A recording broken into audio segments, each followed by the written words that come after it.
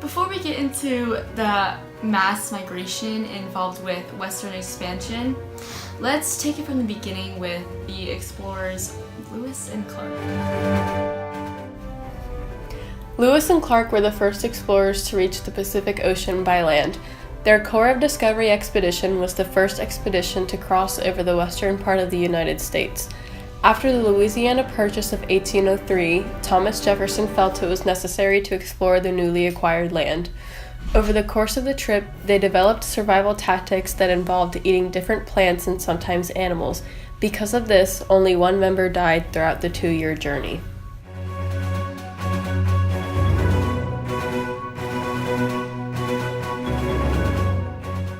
Sometime during the trip, Lewis and Clark encountered an Indian woman named Sacagawea.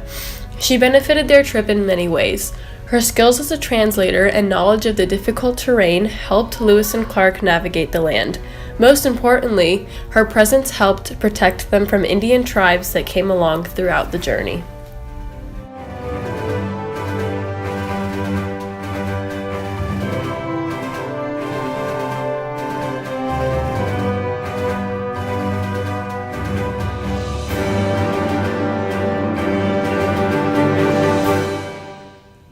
We have the Trail of Tears. It was simply just a tragedy, you know, what these poor people were forced to go through. I mean, we're talking about women, children, families, and I'm sorry. I'm sorry. I can't do this. I can't just get started. The Trail of Tears was the forced migration of over 15,000 Native Americans. This first began with the Indian Removal Act of 1830, enacted by President Andrew Jackson. They were relocated from their homes in the eastern states to what is now Oklahoma. As a result of this grueling trail, nearly 4,000 died from starvation, exposure, and disease.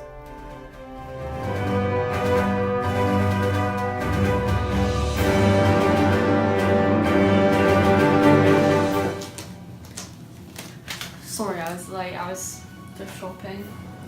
But anyways, the Oregon Trail was one of the main events in Western expansion. It was a 2,170 mile long trail to the western side of the US, but it was very gruesome. It definitely wasn't an easy journey by any means. There were many obstacles and challenges faced along the way. The Oregon Trail was a 6-month journey that Americans took to start their new lives in the western part of the United States. Although it is named the Oregon Trail, it went to other states such as Nebraska, Wyoming, and California.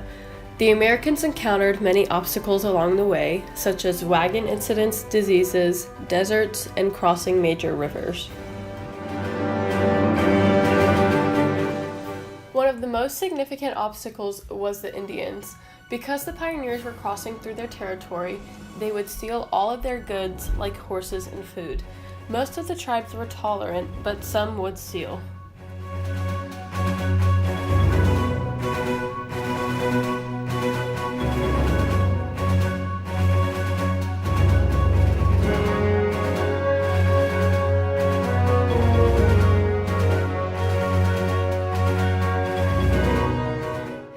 This was an especially tough journey for women because 1 in 5 were pregnant.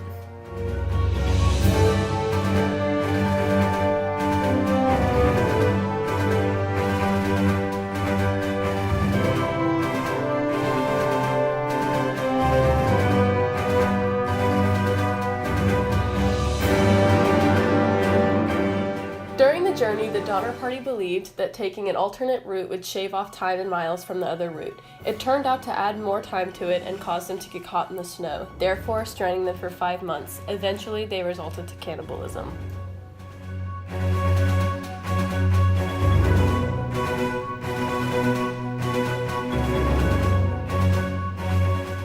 Lastly, we have the gold rush.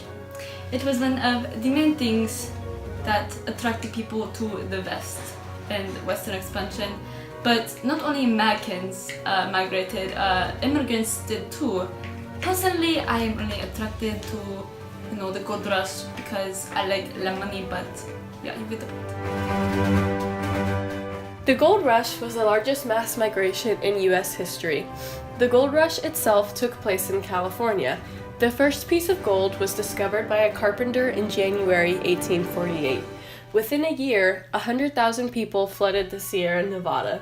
The population went from 15,000 to 100,000 over in California.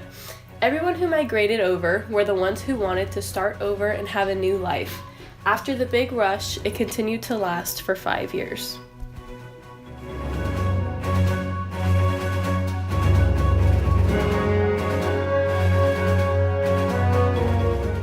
Because the gold was so valuable, many people were willing to do whatever it took to get it, including fighting their own family and friends for just one nugget of gold. Now we have reached the end of our documentary. I hope you have enjoyed all of our facts about westward expansion, and now please enjoy some bloopers. Oh my god, look at him. I am a strong, independent woman. Okay, turn around and say it. I don't need no man. He said I don't. Because the gold was so valuable, many people